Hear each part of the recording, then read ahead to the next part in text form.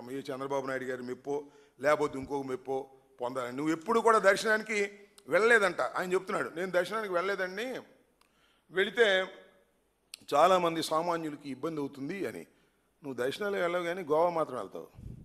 నువ్వు మీ అబ్బాయి కలిసి గోవా మాత్రం TV5 నుంచి డైరెక్ట్గా గోవా వెళ్ళే అలవాటు ఉంది. సరే, అక్కడ ఏ దర్శనం చేసుకుంటావో మాకు తెలియదు.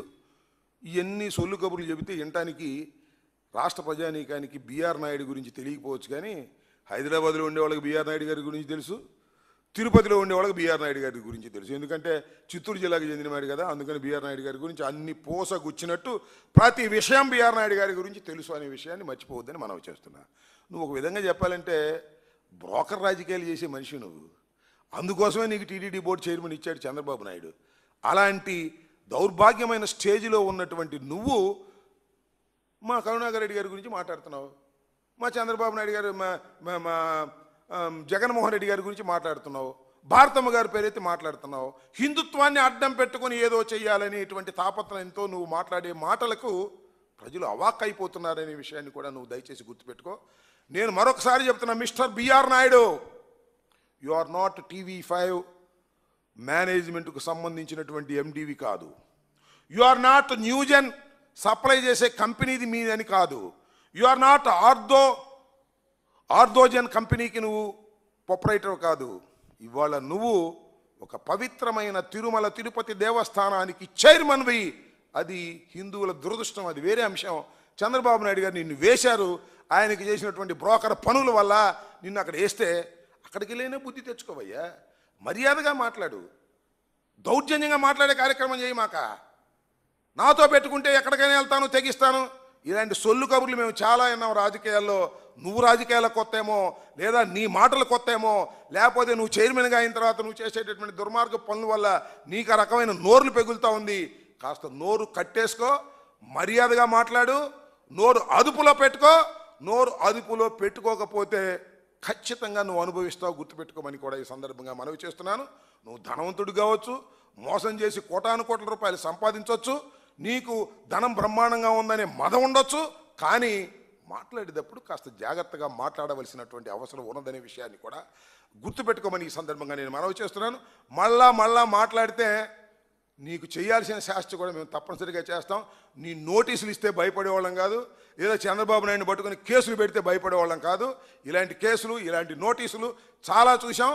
మర్యాదగా, పద్ధతిగా తిరుమల తిరుపతి దేవస్థానపు యొక్క పరువు ప్రతిష్టలు కాపాడే విధంగా ప్రవర్తన చేయి తప్ప అడ్డగోలుగా మాట్లాడితే మాత్రం మర్యాదగా ఉండదని ఈ సందర్భంగా హెచ్చరించదలుచుకున్నాము, చెప్పదలుచుకున్నాను. వినకపోతే దానికి ప్రతిఫలం నువ్వు అనుభవిస్తావని కూడా ఈ సందర్భంగా చెప్తూ ఉన్నా.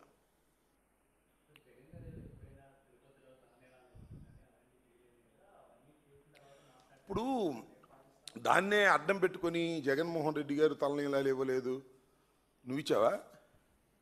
చంద్రబాబు నాయుడు ఇచ్చాడు ఎప్పుడన్నా? ఇలాంటి ఒక పవిత్రమైన ప్రదేశాన్ని పట్టుకొని నువ్వు ఏదో ఇష్టం వచ్చినట్టుగా మాట్లాడటం, జగన్మోహన్ రెడ్డి గారు నీలాలు ఇవ్వలేదు, చంద్రబాబు నీలాలు ఇచ్చాడు, ఎన్నిసార్లు గుండు కొట్టుకున్నాడు చంద్రబాబు నాయుడు. ఇవన్నీ కూడా తర్కించుకోవాల్సినటువంటి అంశాలు కావు. ఇది మతానికి సంబంధించిన అంశం, ఒక పవిత్రమైనటువంటి స్థలానికి సంబంధించిన అంశం. దాన్ని అడ్డం పెట్టుకొని రాజకీయంగా లబ్ధి పొందాలని ప్రయత్నం చేస్తుంది టీడీపీ. టీడీడీని అడ్డం పెట్టుకొని జగన్మోహన్ రెడ్డి గారి మీద బాణాలు వదలాన్ని ప్రవర్తన చేయటం అనేది ఏ హిందూ శాస్త్రం తెలిసిన వాడు కూడా అంగీకరించడనే విషయాన్ని దయచేసి బీఆర్ నాయుడు తెలుసుకోవాలి. అసలు బీఆర్ నాయుడు గారికి హిందుత్వం గురించి తెలియదు. ఆయనకి తెలిసిందంతా ఆర్థోజన్ను, న్యూజన్ను, గోవా వెళ్ళటం, ఇవి తప్ప ఏమీ తెలియదు. కాకపోతే బ్రోకరింగ్ చేసి చంద్రబాబు నాయుడు గారు ఆశీస్సులు పొంది ఇవాళ తిరుమల తిరుపతి దేవస్థానపు చైర్మన్గా ఆయన నియమించబడ్డాడు కాబట్టి ఇష్టం వచ్చినట్టు మాట్లాడుతూ ఉన్నాడు రాజకీయంగా. ఇది సరైనటువంటి విధానం కాదని మరొక్కసారి చెప్పదలుచుకున్నాను. ఓకే, ఇంకొక విషయాన్ని కూడా మాట్లాడతా, మీరు దీని గురించి అడిగే ప్రశ్నలు అయిపోతే. లేదుగా రెండో విషయం, మీరు చూశారు ఇవాళ పత్రికల్లో, అన్ని పత్రికల్లో వచ్చాయి.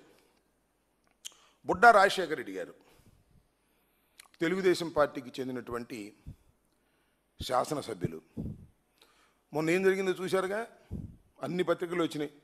ఈనాడు, ఆంధ్రజ్యోతిలో కూడా వేశారు. ఆయన ఫుల్గా తాగాడు. ఎక్కడ తాగాడు తెలుసా? శ్రీశైలం కొండ మీద గెస్ట్ హౌస్లో తాగాడు. తాగి వస్తున్నాడంట. ఫారెస్ట్ వాళ్ళు ఆపారంట. రైట్, నన్ను ఆపుతారా తెలుగుదేశం ఎమ్మెల్యేని, ఈ ప్రాంతానికి చెందిన వాడిని, నన్ను ఎలా ఆపుతారు అని అడ్డం పడ్డాడు. వాళ్ళని 2 పీకాడు. సరే అయిపోయింది అంతటితో కదా, అవలా. వాళ్ళ కారులో ఎక్కించుకున్నాడు, జీపులో ఎక్కించుకున్నాడు, కిడ్నాప్ చేశాడు, వాళ్ళ దగ్గర ఉన్న ఆధార్ కార్డులు కూడా లాక్కున్నాడు. కొట్టుకుండా తీసుకెళ్ళేయండి, గెస్ట్ హౌస్ తీసుకెళ్ళారు, అక్కడ కొట్టారు. అడవి దొంగ వీరప్పన్ ఉన్నాడుగా, మీకు గుర్తుందా? చచ్చిపోయాడు పాపం, కాల్ చేశారు. ఆయన ఎలాగే చేసేవాడు, ఆయన చంపేసేవాళ్ళే, కొద్దిగా ర్యాంక్ తక్కువ. ఈయన మన ఆంధ్ర వీరప్పన్లాగా కొట్టారు.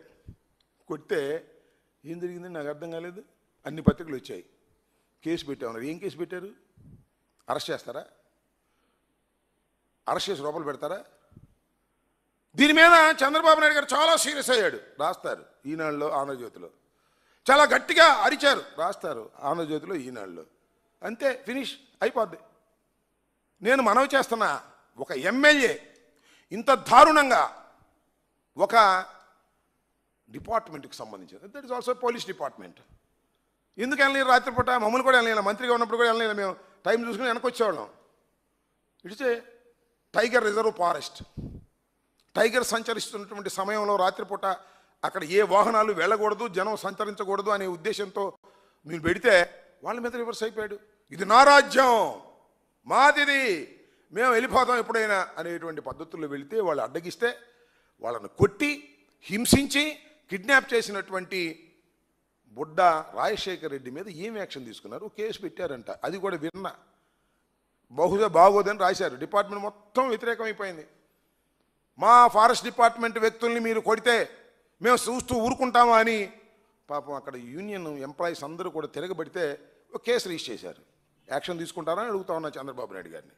యాక్షన్ తీసుకోకపోతే మీరు అనుభవిస్తారని కూడా చెప్తా ఉన్నా. అంతేకాదు, ఎమ్మెల్యే, ఎంతమంది ఎమ్మెల్యేలు ఘోరంగా ప్రవర్తిస్తున్నారండి ఇవాళ.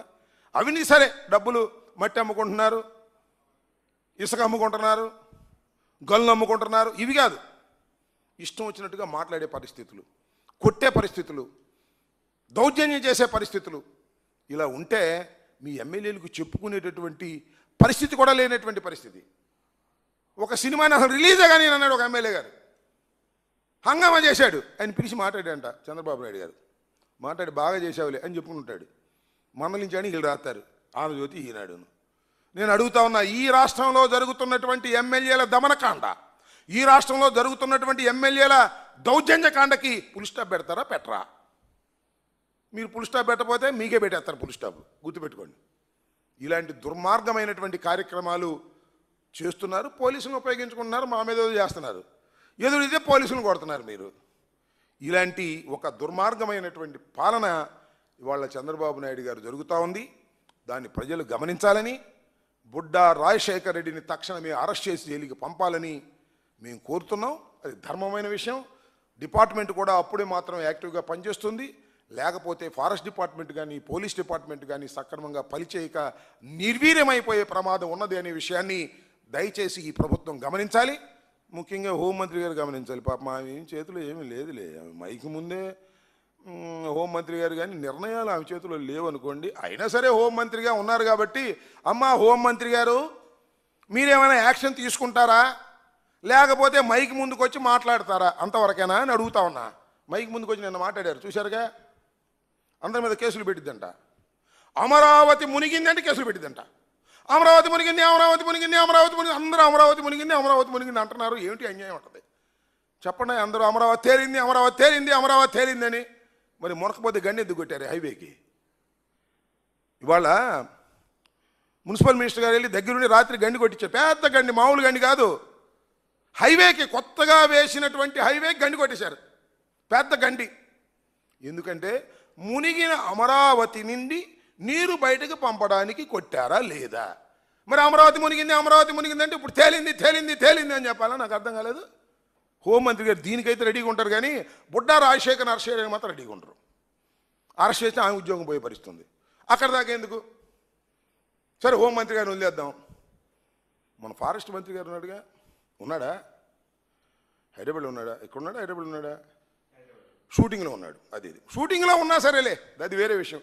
మీ షూటింగ్ మీరు చేసుకోండి, అది మాకేం అభ్యంతరం లేదు. కానీ ఈ బుడ్డా రాజశేఖర్ అనే వ్యక్తి, బుడ్డా రాజశేఖర్ రెడ్డి అనే వ్యక్తి మీ డిపార్ట్మెంటు ఫారెస్ట్ డిపార్ట్మెంట్లో ఉన్నటువంటి ఫారెస్ట్ ఆఫీసర్ల మీద దౌర్జన్యం చేస్తే ఏం చేస్తున్నారు సార్? ఉప ముఖ్యమంత్రి గారు ఏం చేస్తున్నారు సార్? ఏమన్నా చేస్తారా? చెయ్యరా? చెప్పండి. ఆంధ్ర వీరప్పన మీద మీరు ఏమైనా యాక్షన్ తీసుకుని కనీసం ఆ డిపార్ట్మెంట్కి ఒక సందేశం ఇస్తారా? అయ్యా, మీ మీద ఎదురు తిరిగితే, మిమ్మల్ని కొడితే మాది బాధ్యత అని ఏమైనా చెప్పగలుగుతారా పవన్ కళ్యాణ్ గారు? చంద్రబాబు ఎట్టాకు చెప్పలే, అది వేరే అంశం. నువ్వు కూడా చెప్పవు, నాకు తెలుసు. ఎందుకంటే చంద్రబాబు నాయుడు గారు ఏం చెప్తే అది చేసే పరిస్థితుల్లోనే తమరు ఉన్నారు తప్ప మీ వ్యక్తిత్వాన్ని కాపాడుకునే పరిస్థితిలో మీరు లేరు. పులివెందుల ఒంటిమెట్ట ఎన్నికల గురించి ముందే మాట్లాడరు, అయిపోయిన తర్వాత బ్రహ్మాండంగా జరిగింది, అద్భుతంగా జరిగింది, రాసి ఇస్తే చదివి వెళ్ళిపోతారు. కొద్దిగా పవన్ కళ్యాణ్ గారు, మీది ఒక సపరేట్ పార్టీ, మీరు ఒక ఉప ముఖ్యమంత్రి, రాష్ట్రంలో జరుగుతున్నటువంటి అన్యాయాలను మీరు అరికట్టే ప్రయత్నం చేయాలి. అప్పుడెప్పుడో ఒకసారి బిఆర్ నాయుడు గారు చైర్మన్గా ఉన్నప్పుడే మొన్నే తొక్కిసలాట్లో 6 చచ్చిపోతే దీని మీద క్షమాపణ చెప్పని పాపం బిఆర్ నాయుడు అడిగారు. మీరు నేను చెప్పను బొమ్మన్నాడు, గుర్తుందిగా? బిఆర్ నాయుడు డోంట్ కేర్, చెప్తే వస్తారా చచ్చిపోయినాడు, ఏం చెప్పాల్సిన బొమ్మన్నాడు. ఎవరో చెప్పంటే చెబుతామా అన్నాడు. అది మీ పరిస్థితి అనే విషయాన్ని దయచేసి గుర్తుపెట్టుకోమని ఈ సందర్భంగా చెప్పదు. చంద్రబాబు నాయుడు ఇచ్చాడు ఎప్పుడన్నా? ఇలాంటి ఒక పవిత్రమైన ప్రదేశాన్ని పట్టుకొని నువ్వు ఏదో ఇష్టం వచ్చినట్టుగా మాట్లాడటం, జగన్మోహన్ రెడ్డి గారు నీలో ప్రధానంగా ఈ రోజున తిరుమల తిరుపతి దేవస్థానానికి